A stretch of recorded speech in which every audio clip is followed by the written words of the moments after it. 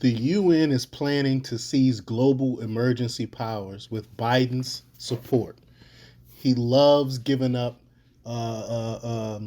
American sovereign because he has to give it up because he's bought and paid for by globalists like Xi Jinping in China.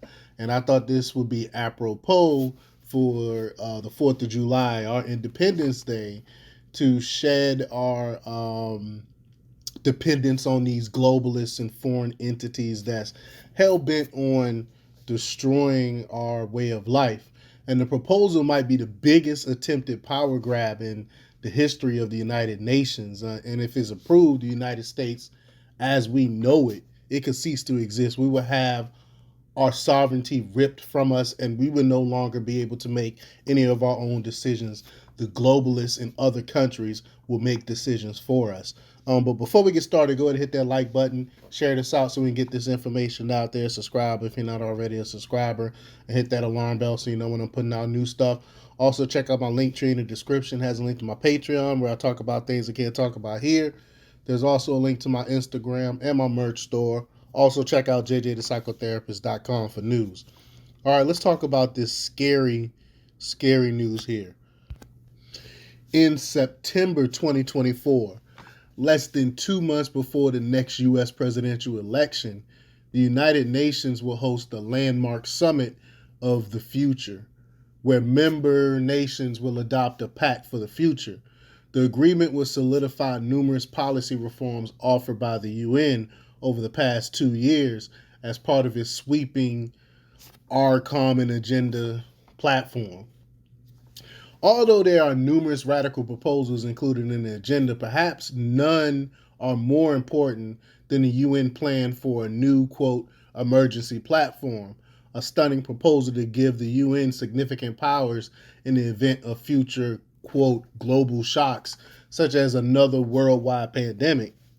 Many of the details of the UN emergency platform were laid out in March 2023 policy paper titled Strengthening the International Response to Complex Global Shocks and Emergency Platforms. And I believe I wrote about it also.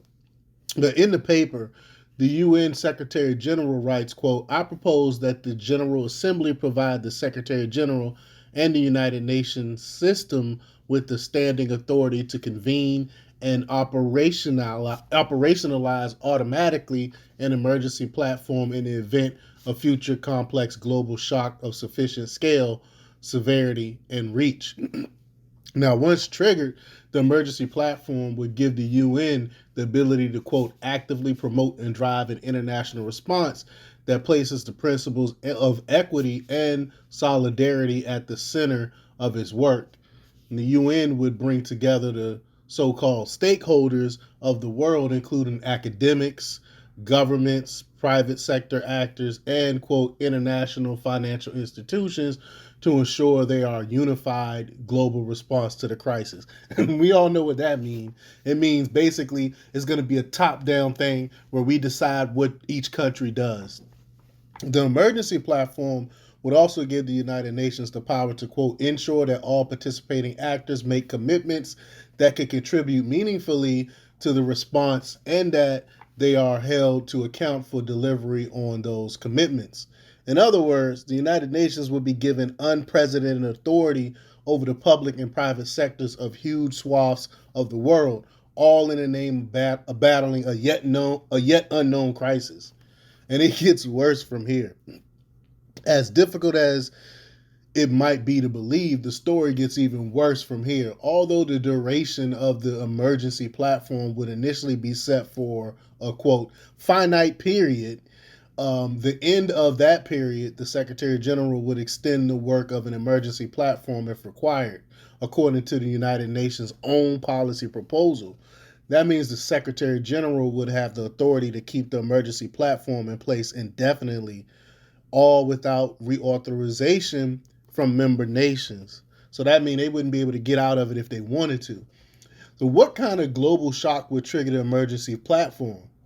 The UN provides several possible examples in its formal proposal, including a, quote, major climatic event, future pandemic risks, a global digital connectivity disruption, major event in outer space, and my personal favorite, unforeseen risks, black swan events. So basically, anything basically.